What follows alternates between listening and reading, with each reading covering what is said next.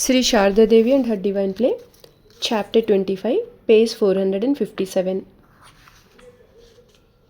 Gradually, the number of devotees began to increase, and sometimes they came to Udbodhan house at odd hours.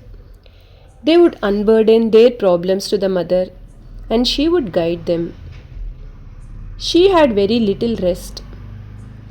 Observing her inconvenience, one day Golapma lovingly reproached her.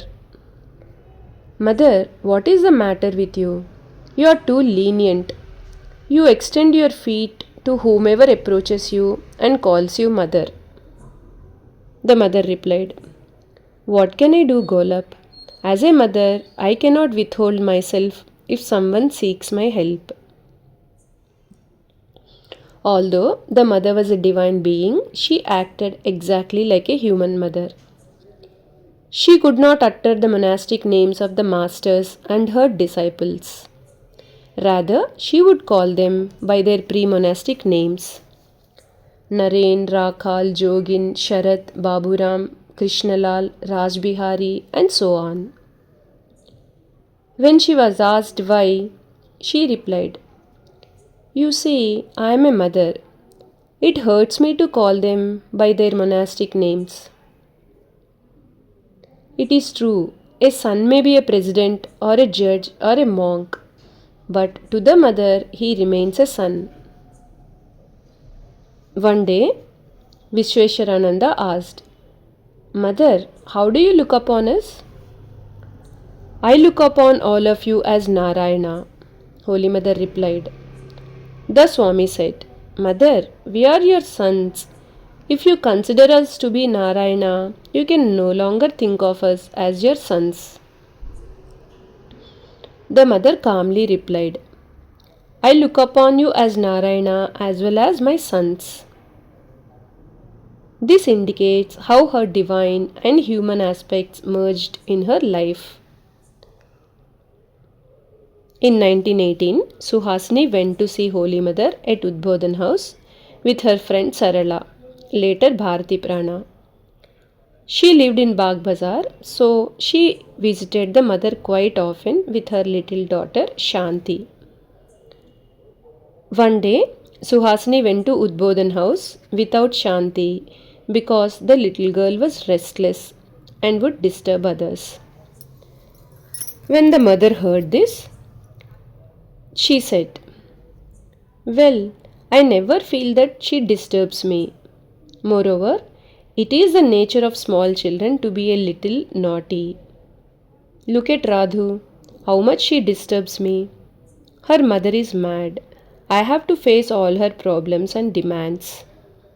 Her demands are endless and some are meaningless. There is a Bengali saying, I shall make the wet sugar dry and the dry sugar wet and then eat it. This is the kind of demand that Radhu has. If her demands are not fulfilled, she will shout and cry. I cannot tell you how many slaps and blows I have received from Radhu. Radhu's ill treatment of me greatly upset my mother. Sometimes she would grumble and say, You did not have a child of your own. I don't understand how you maintain your smiling face while taking on the troubles of others. I would then console my mother with some pleasing words. Then Holy Mother kept quiet.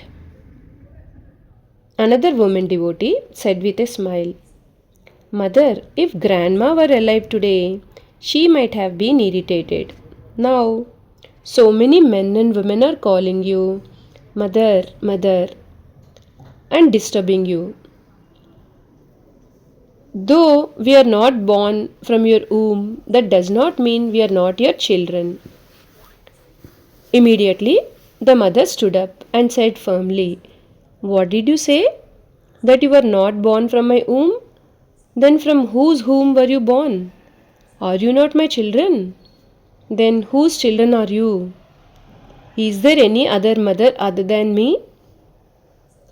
I exist in all women and in all mothers.